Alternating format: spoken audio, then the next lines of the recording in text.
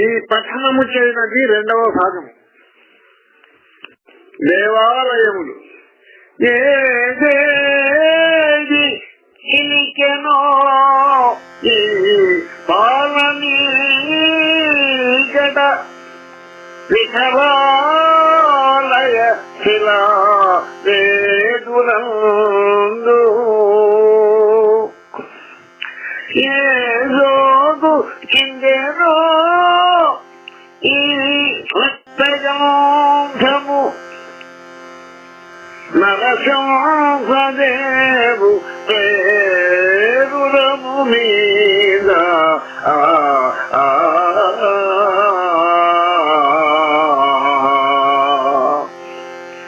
ఏ ఇంటి దిద్దెనో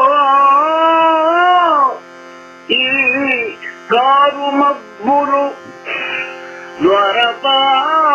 ద్వారపాలకరాము పేరు మీద.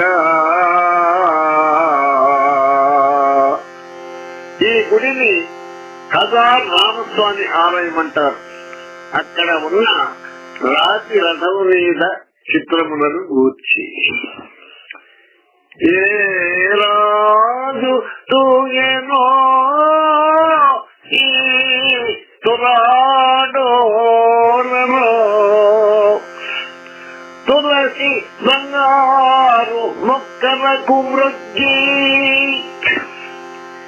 ఏ మహాభక్తుడిట జతియుంచినాడో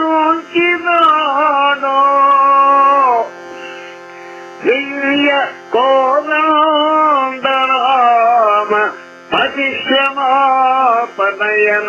శబరీ ఫలాపేక్ష నియతుడగుచు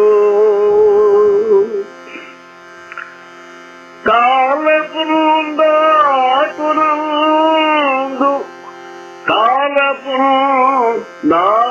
కాలపురందాటునందు శంకరములన్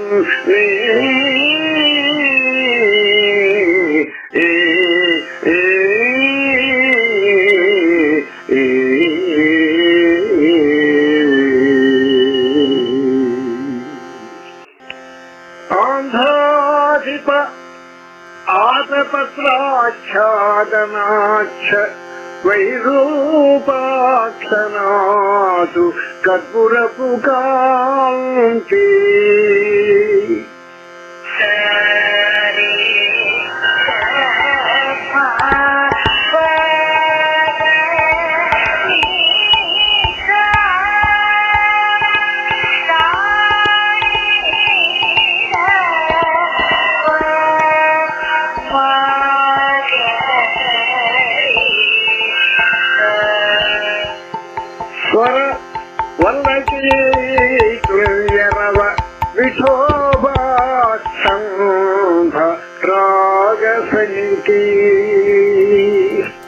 ఇది విఠోబ ఆలయములోనిది.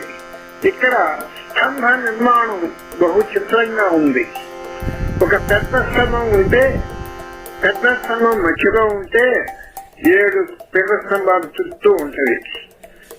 అది ఆరోహణ అవరోహణ క్రమంలో వేణానాదంతో సమానంగా సప్తస్వరాలు పలుకుతాయి. కోదండరామ సాంగోపాంగ నీలరోచి ప్రసారాత్ర శిలా ప్రతిష్ఠ ద్వారదేశాధిష్ట శ్రీరామ దేవాలయస్థ శిలాచిత్ర యజ్ఞవాటి కన్నడస్వామి సింహాసపాండుర అరుణత్సవి ప్రసన్న ప్రశాంత ప్రమోద పద్మనాభ మహాదేవు ప్రతిమగాంతి విస్మయాధిక్యమునా దేహ విస్తృతులము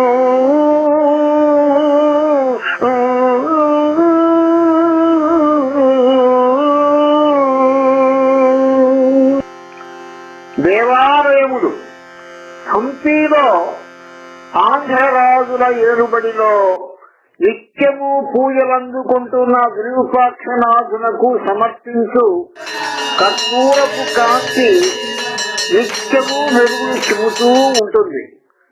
కోదండరాముని దేవాలయములకు ఉత్తరముగా తుంగభద్రా నది ప్రవహిస్తోంది.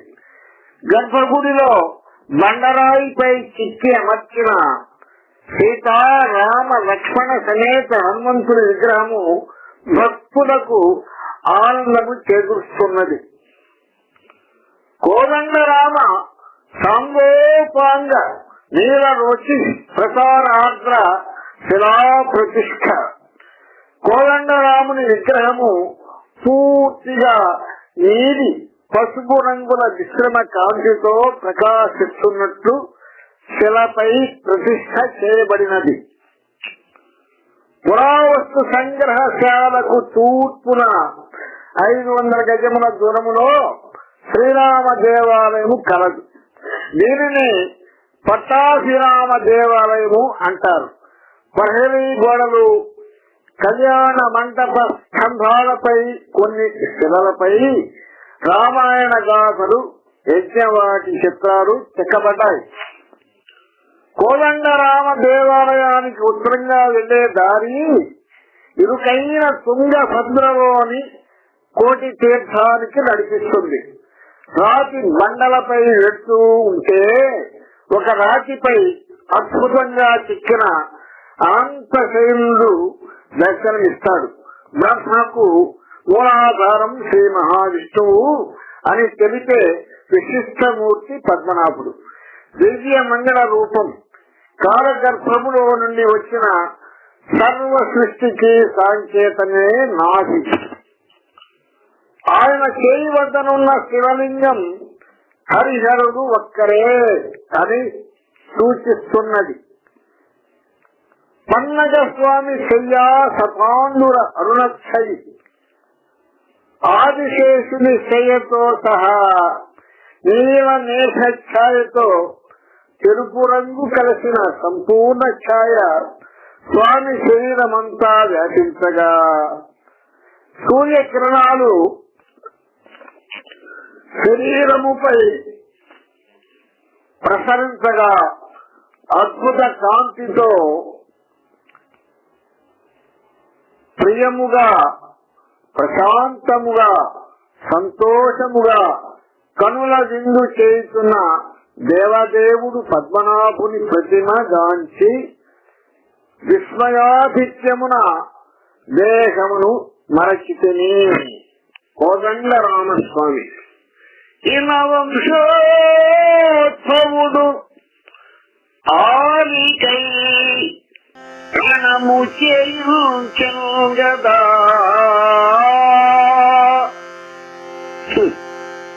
నీకునై తన కోదండమునకు చెనటే స్వార్థము ఆ మహాదేవ దేవునకే కలుగా మనుష్య మాతృలకు తప్పో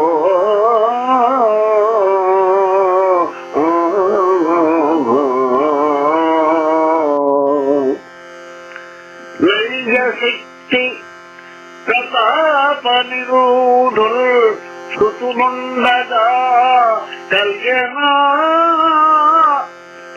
పంపాసతి దుఃఖము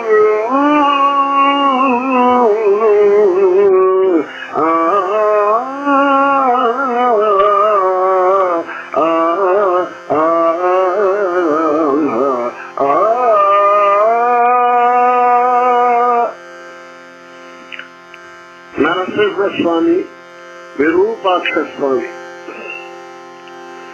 గజమషము మధు కోటి కట్టినెత్త సోమనాథుడు పిలిచెడు చూర్ణమయ్యే నారసింహుని కోరలు నరకి నేటికి ఈ విరూపాక్ష కంటిలో ఇసుము చల్లి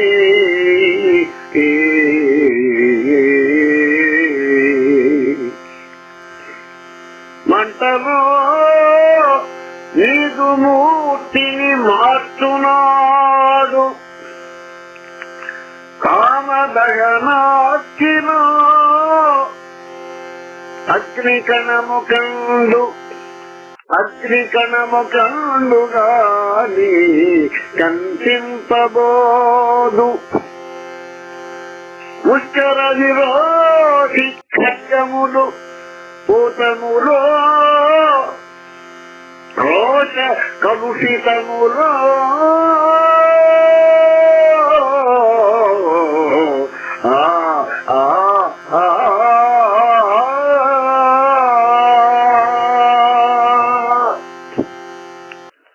సోమనాథ దేవాలయము.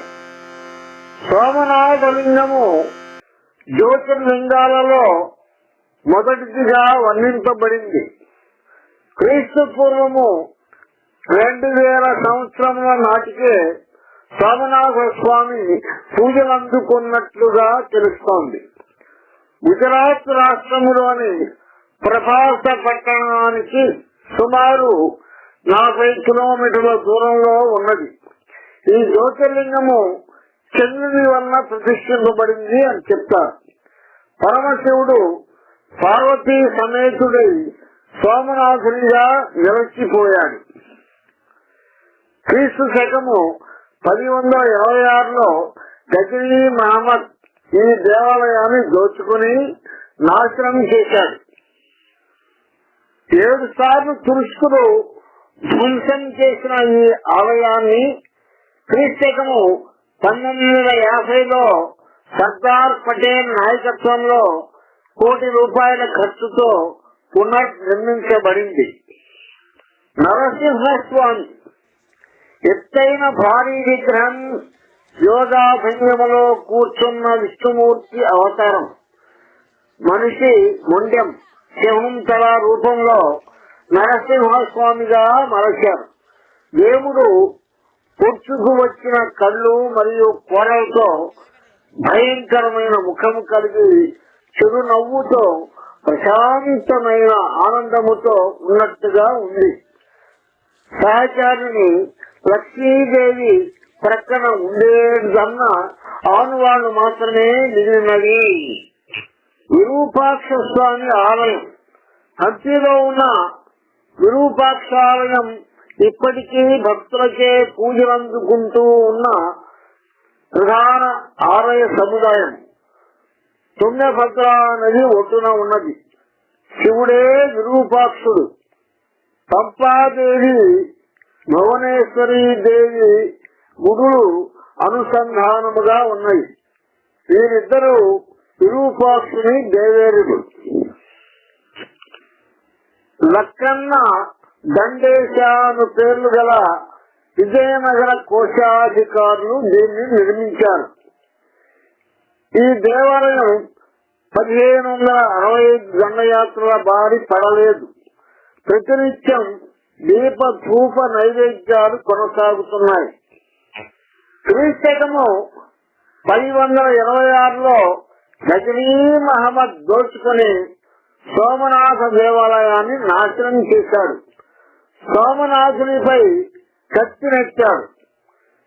క్రీస్తకము 1565 సంవత్సరంలో తల్లికోట యుద్ధంలో హిందూ సైన్యాన్ని నవాబు సైన్యం ఓడించి విద్యానగరం ప్రవేశించి దేవాలయాన్ని ధ్వంసం చేసి మంటలలో మార్చునాడు. అగ్నికణము వంటి శక్తి గల విజయనగర వీరుడు ఒక్కడు కూడా కనిపింపలేదు. విజయనగర వీరుల ఖడ్గములు పదును తగ్గినదా లేక వారి పౌరుషము తగ్గిపోయినదా? సంకీర్ణములు. ఆంతరంగిక భాషణాలయందునా నిన్న పగులు సూచింపదు ఇప్పటికీ కూడా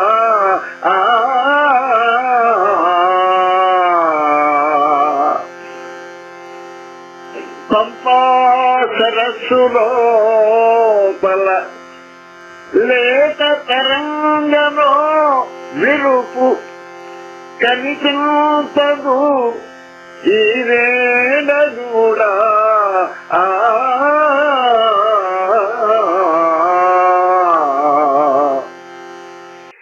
చిగురు కొమ్మైనను చేవ అన్న పెద్దన్న నుడి పొరుగానిది ఇప్పుడు కూడా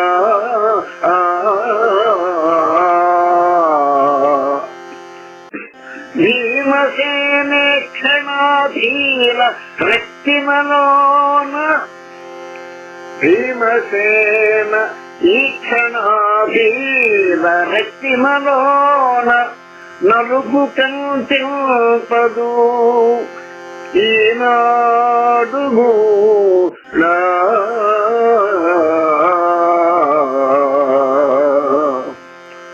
కమలాపురం వెళ్లే త్రోవలో నగర రక్షకుడిగా పనిచేసిన భీమనాయకుని ప్రతిమ నవరాతి మీద ఎర్రరాతి కళ్ళతో చెక్కినారు. బ్రతికి ఉన్న ఆ మనిషికి కోపం వస్తే ఇప్పుడు ఇంత కంటి ఎరుపు ఉండదు. జడములది చేతనత్వంపు రాడలేలా నేటికి నిలిలో ఇట్లు నిలిచిపోయే దివ్య సామ్రాజ్య పీఠాధి దేవతయగు మా తెలుగు వీర్యమేలా అచేతనము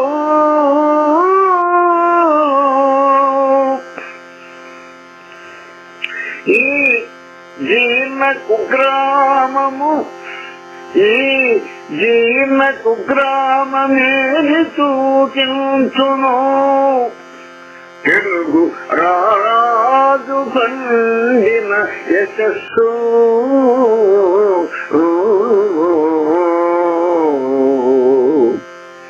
ఈ లంక దిబ్బయందు ఏ రీతి నిలుచునో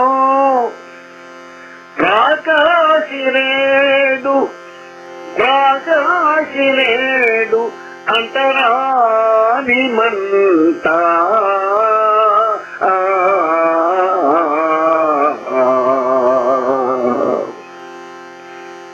అప్పటి భోగం వాళ్ళ వీటిని ఇప్పుడు లంజదిబ్బ అంటున్నారు. ఇక్కడే సీతమ్మను రావణుడు అపహరించి ముట్టుకోపోయి పతివ్రతాగ్నికి భయపడి గట్టతో అమ్మవారిని రథం మీద పెట్టుకున్నాడట. సుల్తాన్ ముజహిద్ విజయనగరాన్ని జయించాలని వచ్చి నగర శివార్లలో బంగారము వెండితో తాపనం చేసిన దేవాలయాలను ధ్వంసం చేసి తెలుగు భక్తులను చంపి అక్కడ ఆంజనేయ స్వామి విగ్రహాన్ని కాపాడుతున్న భక్తులను కత్తితో నరికి రక్తంతో ఎర్రబడిన దేవాలయ గోడలను చూసి వికటముగా నవ్వుకుంటూ ఆ కత్తితోనే ఆంజనేయ స్వామి విగ్రహం ముఖం మీద గాయపరిచాడు. సంస్కృత భాషలో ఆది కవి వాల్మీకి మహర్షిచే రచింపబడిన ఆది కావ్యం రామాయణం. ఈ రామాయణానికి పౌరస్తవత సీతాయా చరితం మహత్ అని ఇతర నామములు గలవు. లక్ష్మీనారాయణులు మానవులుగా పుట్టి మనుష్యుల దుఃఖములను స్వయంగా అనుభవించి ధర్మము స్థాపించిన పుణ్యకథను వాల్మీకి మృదు మధురమైన గొప్ప శైలిలో రచించి రామాయణాన్ని లోకానికి అందించారు. హంపి మరియు చుట్టుప్రక్కల ఉండే పదలు కొండలు రామాయణ ఇతిహాసముతో సంబంధం వల్ల వాటిని పవిత్రమైనవిగా భావిస్తారు. ఇప్పుడు ఈ కొండ కోనల యందు వాల్మీకి అమృత వాక్కులు ఏమి వినిపిస్తాయి? భారతీయ పురాతన పౌరాణిక ఆనవాళ్లు గల ఈ ప్రాంతములోనే తెలుగు సామ్రాజ్యము రూపుదిద్దుకున్నది. ఈర్ణ విద్యారణ్య సీమయందే హనుమంతుడు రామ లక్ష్మణులను తన భుజములపై మోసుకుని ఋష్యమూకము నుండి మలయ పర్వతములకు వెళ్ళగని హనుమంతుడు సుగ్రీవుని వద్దకు పోయి రామ లక్ష్మణులు అతనిని చూడటానికి వేచి ఉన్నట్టు తెలిపారు. రాముడు సుగ్రీవుడు అగ్నిని పూజించి ప్రదక్షిణము చేసి స్నేహ ప్రతిజ్ఞ చేశారు. మర్కటరాజు సుగ్రీవునితో భాషించిన మలయ పర్వత గుట్ట రాయల వారి కోట. మాతంగముని తపో మహిమ నేర్చిన మాతంగ కొండ గుహ రాయల వారి సభాభవనము. ఇక్కడ కమల్ మహల్ నిర్మాణము జరిగినది. రామ లక్ష్మణులు పంపా తీరానికి బయలుదేరారు. ఆ రమణీయ ప్రదేశములో మాతంగ మహాముని శిష్యురాలు శబరిని చూసి ఆమె ఆదర సత్కారాలను పొందారు. రాముని కోసం తాను ఏరి ఉంచిన తీయని పండ్లను రామ లక్ష్మణులకు ఇచ్చి ఆతిథ్యం నెరపింది. ఆ గుహ రారాజుదైన ఫిరంగి సేవ. మా పురాణముల లాంటి ప్రదేశములెల్లా ఆంధ్ర సామ్రాజ్య ప్రజారక్షణాలయములుగా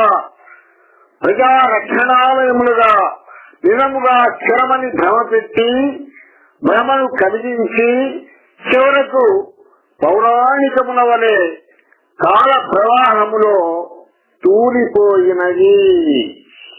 ఈ పాడుగుళ్ళలో ఏమి చేసించెను తెలుగు భక్తుడు శక్తి తెగిన ఎరుకు. ఈ కొండకోనలయందు ఏమి శక్తించును వాల్మీకి అమృతం పుష్పానచినుకు.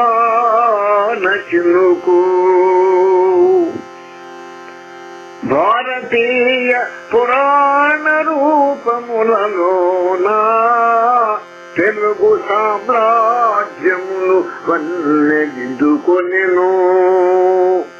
జీర్ణ విజామహారణ్య శ్రీనయందే కనుక ఫలితమురెంత ఒకటిగా నిలుచో. రామయ్య మర్కటరాజుతో భాషించుకుట్ట రాయల వారి కోటకు. సీతమ్మ స్నానాలు చేసి జటించిన రేవు శత్రులు తెలలేని లోతు. మాతంగముని తపో మహిమ నేర్చిన కొండ గుహ కమల వ్యూహ గుణము కలది. శబరి ఎంగిలి పండు చవుల నూరిన గుహ రారాజుదైన ఫిరంగి సేవ. మా పురాణ వీరుల మహిమలెల్లా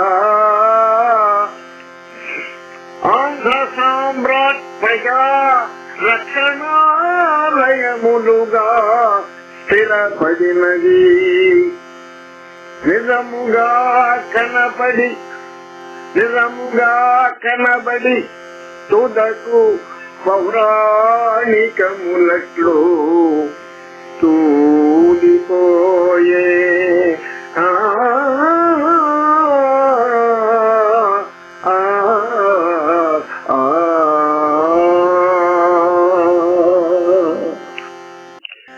మహన్నవనీశాల దసరా దిబ్బ కురిసిన దశట వాక్కుల జుంబణములోన కవిరాజు పైన బంగారు వాన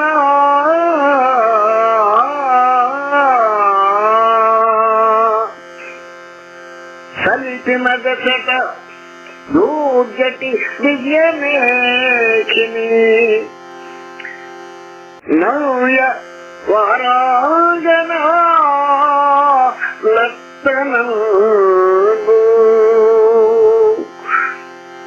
తొడిగిన దశట విస్తుల రాజహస్తము కవిపితామహు కాలి కంకణంబు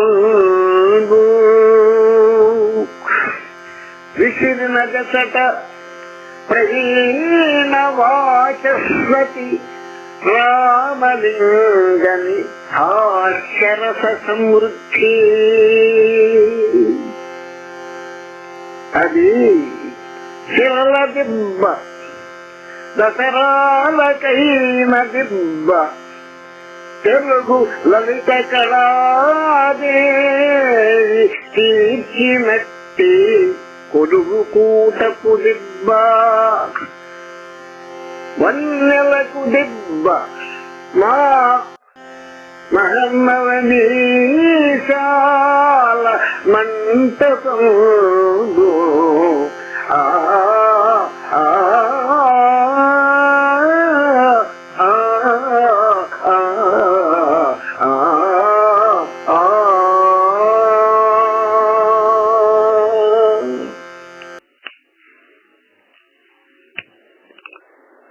మహన్నవనీశాల దసరా దిబ్బ అనేది హంపీలో రాజప్రాసాదం లోపల ఉన్న ఒక అందమైన రాజు వేదిక.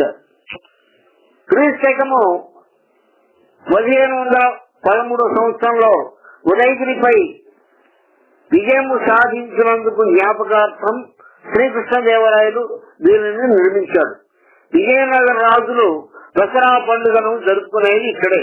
దసరా దిబ్బడు ప్లాట్ఫారం వైపు దెబ్బతిన్న శిల్పాలతో శిథిలమైన స్థితిలో ఉన్నది. క్రీస్తకము 1424 సంవత్సరం నుండి 1446 వరకు దక్షిణ భారతదేశాన్ని పాలించిన ప్రౌఢదేవరాయలు బ్రహ్మసూత్ర భాష్యము మహానాటక సుధానిధి అని పేరుతో రామాయణ కథను చెంపు కావ్యంగా రచించాడు. అతని ఆస్థానంలో సంస్కృత కవి విద్వాంసుడు అయిన గౌడ జన్యవ పట్టును తెలుగు కవి శ్రీనాథుడు కవిత్వ వాదనలో ఓడించి ప్రౌఢదేవరాయల చేత కనకాభిషేకం పొందినట్లు చరిత్రకారులు చెప్తారు. ప్రౌఢదేవరాయలు శ్రీనాథునకు కవి సార్వభౌమ బిరుదునిచ్చి గౌరవించాడు. కవిరాజు పైన బంగారు వాన కురిసినది మహానవనీశాల మంటపమునందే. కాళహస్తీశ్వర శతకమును రచించిన దూర్జటి మహాకవి నవ్య వహరాంగనల రసిక జీవనమును, వేశ్యావృత్తి, దేవదాసి విధానము మరియు వారి నాట్య భంగిమలపై కావ్యము వ్రాసినది ఈ మహానవనీశాల మంటపమునందే. అష్టదిగ్గజ కవులలో పెద్దవాడు, ఆంధ్ర కవితా పితామహుడు అని బిరుదు పొందిన అలసాని పెద్దన స్వరోచిష మనుసంభవము అను ప్రబంధమును రాసి కృష్ణరాయలకు అంకితమిచ్చారు. రాయలు పెద్దనను మనుసంభవ కావ్యమును బంగారు పల్లకిలో కూర్చుండబెట్టి పల్లకి ముందు దండను స్వయంగా మోసి పురవీధుల్లో ఊరేగించను. శ్రీకృష్ణదేవరాయలు తన పవిత్రమైన హస్తములతో కవితా పితామహ పెద్దల కాలికి బంగారు కంకణము తొడిగినది ఈ మహానవనీశాల మంటపమునందే. శ్రీకృష్ణదేవరాయల అష్టదిగ్గజ కవులలో తెనాలి రామకృష్ణుడు పాండురంగ మహత్యము అను కావ్యమును రచించెను. రామలింగ కవి వికట కవి అని కూడా పిలుస్తారు. చురుకైన తెలివి, హాస్యముతో పాటు తెలివి, సమయ స్ఫూర్తి కలవాడు. 16వ శతాబ్దపు కవులలో తెలుగు కవి. గుంటూరు జిల్లా తెనాలిలో బ్రాహ్మణ నియోజక కుటుంబంలో జన్మించాడు.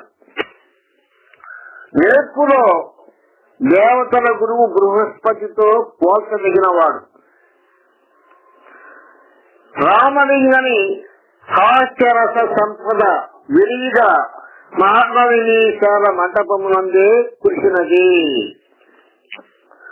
దసరా పండుగను నిర్వహించుటకైన దిబ్బ, నృత్య సంగీత సాహిత్యాది తెలుగు లలిత కళాదేవి తీర్చినట్టి కొలువుకూటపు దిబ్బ, అందాల దిబ్బ మా మహానవనీశాల మంటపంబు. ఆడుచున్నది రెక్కలాచి గరుత్పతి తెలుగు జెండా కర్ర తీసిరేలా.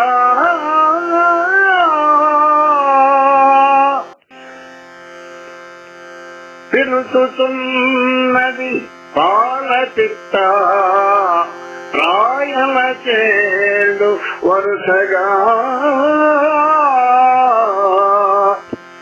గద్దెనెక్కరదియేనా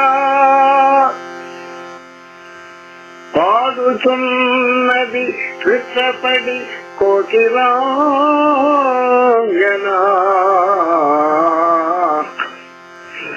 అష్టదిగ్గజములేమై రారు విదుచుచున్నది నిన్నిదిసగే.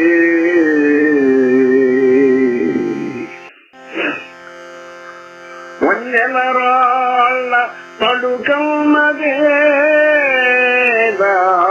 వర్తకుల గ్రూపు. ఆంధ్ర సామ్రాజ్య నాటకాభ్యంతరమునా చివరి తెర జారిపోయిన చిన్నెలరసి మంగళగుణ ఆడిన మాకినేమో తీరి గొంతెత్తుతున్నది ఈ విజకులంబు.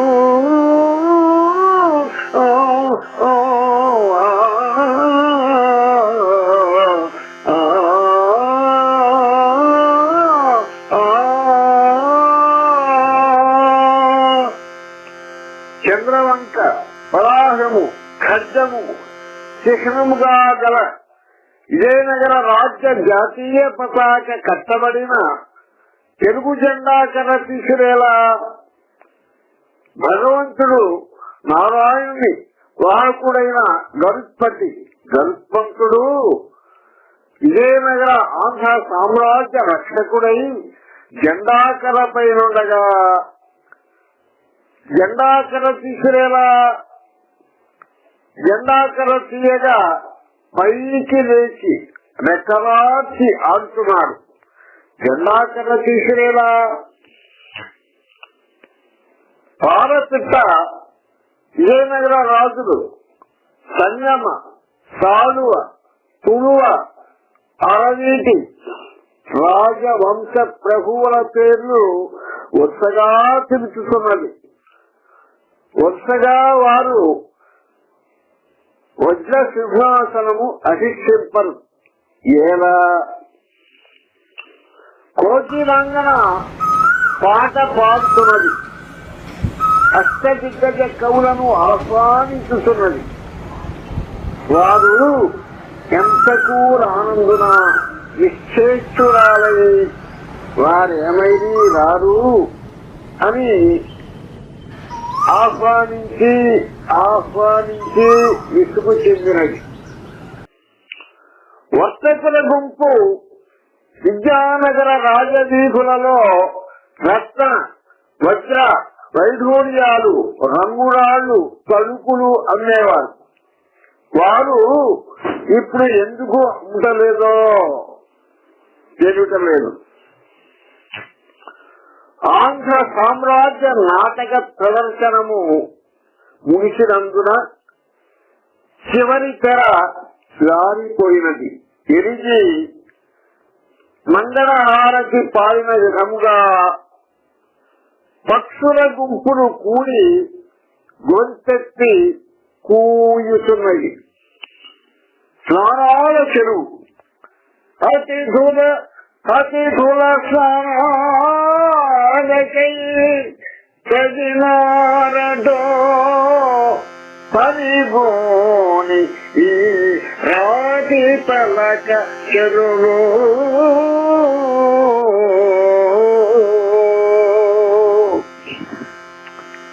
పొడి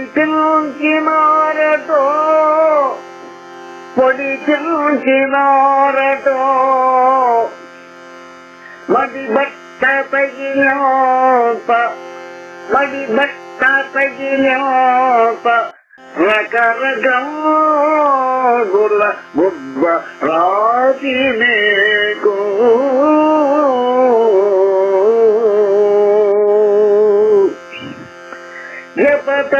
జపతపాగులకై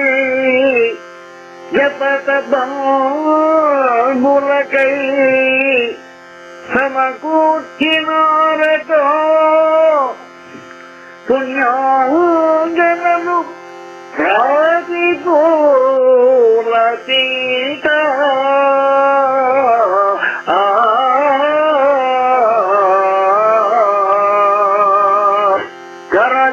కరగించినారటో గంధాక్షత భవస్ఫటిక సోనిత రాతిపాల నురుగు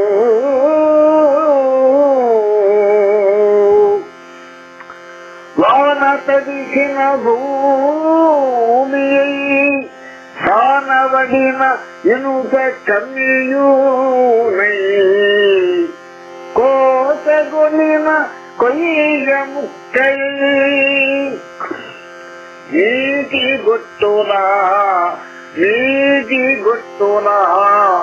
వనలు కరగు సందర్భయ్యే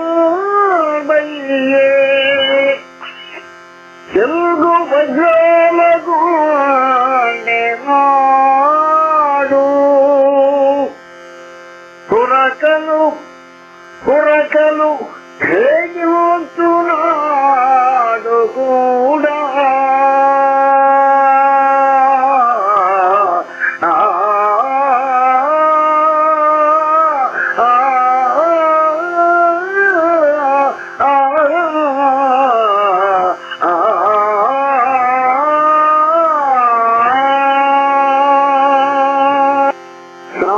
చెరువు.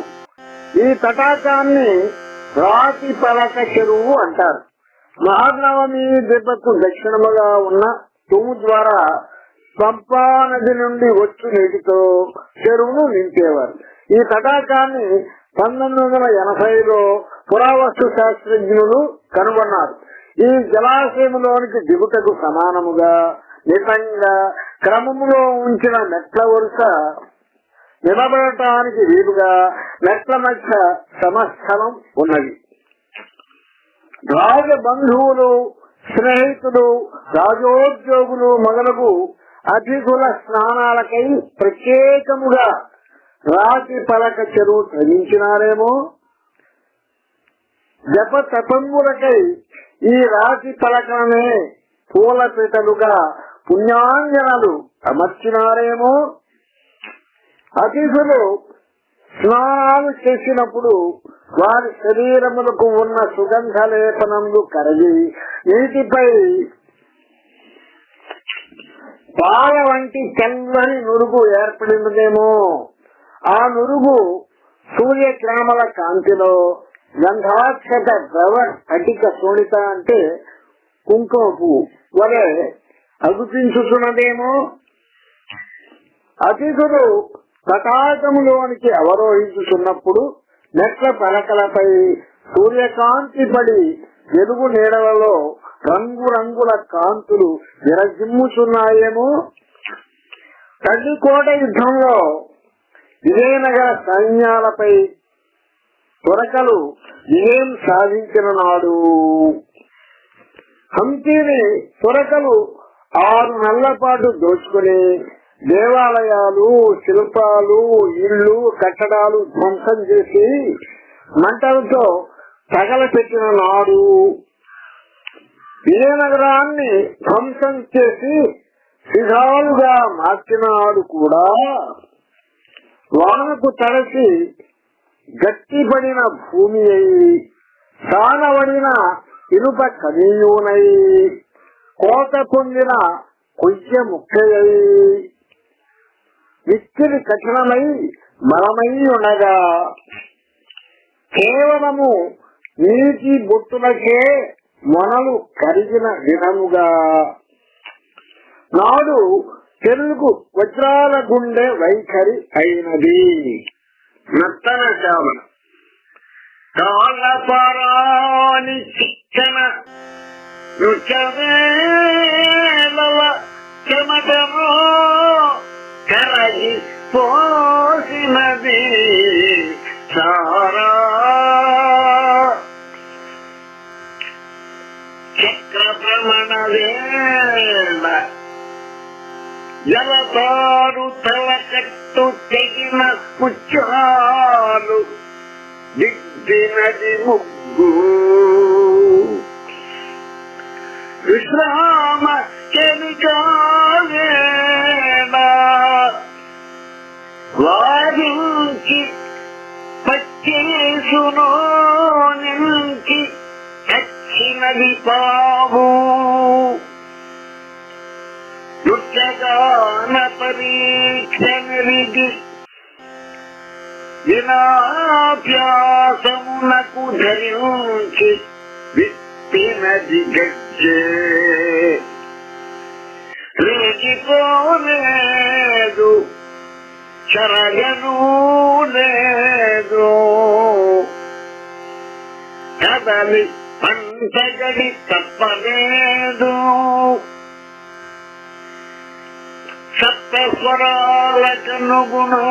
సప్తస్వరాలకనుగుణోగుగమోయ మానినది లేదు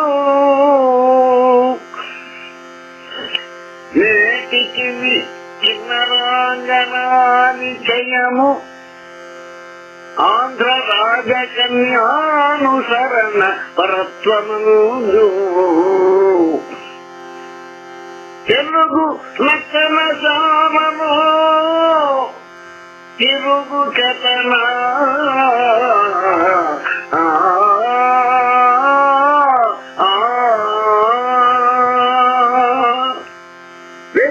వెన్నెలరేల మా తెలుగు వీరులు కిన్నర కామిని వయోధ్యమున్నతి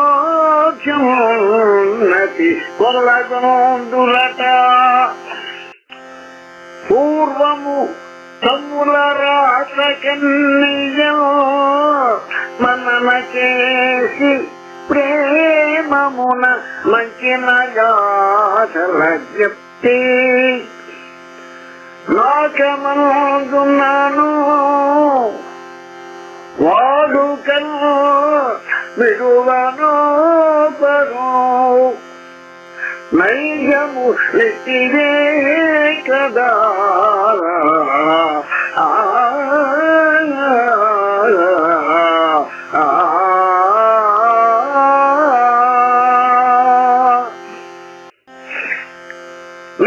నర్తనశాలలో ప్రణయము అక్షము నక్కిన భీమబాధువై వతనమప్పుడు కీచకుని వంతు ఇతిహాసములోన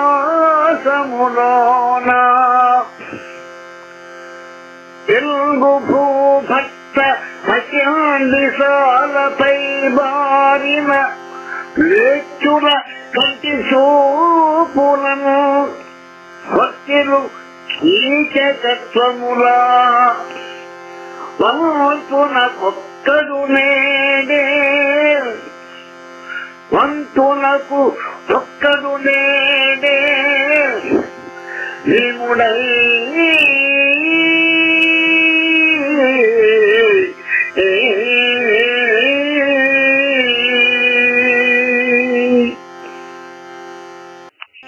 నత్తరసార క్రీస్తు శకము 1357 సంవత్సరమున విజయనగర చక్రవర్తి బుక్కరాయలు తెలుగు కవి అయిన ఉత్తర హరివంశ కావ్య రచయిత నాసన సోమనాథుని పోషించి ఆదరించాడు.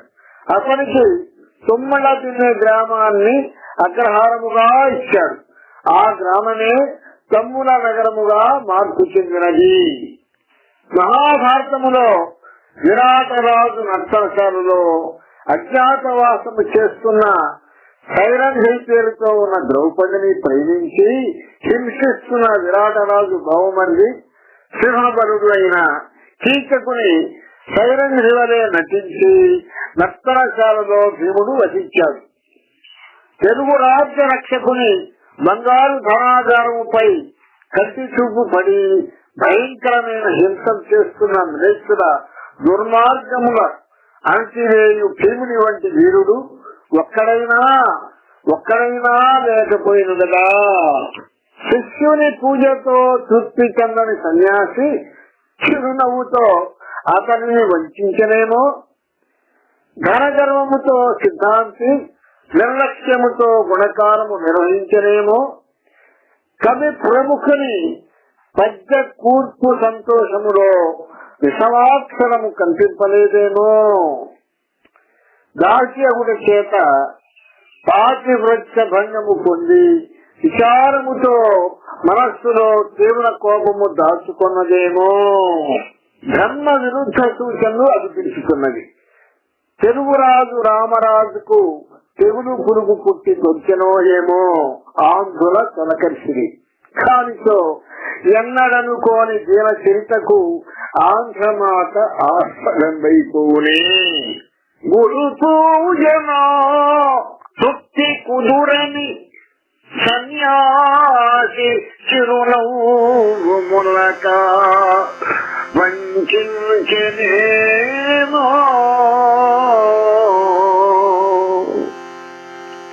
శ్రీ గర్వమున దృష్టి చెదరిన సిద్ధాంతి గుణకారవచ్చి సంకుచితమేమో,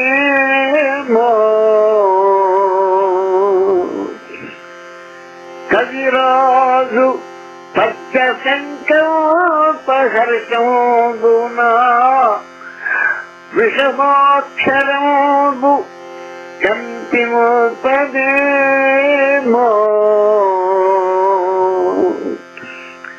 దాసియు పతివ్రతాత్వ భంగము కోడి నిట్టూర్పునో అగ్గి నిలిపెనేమో,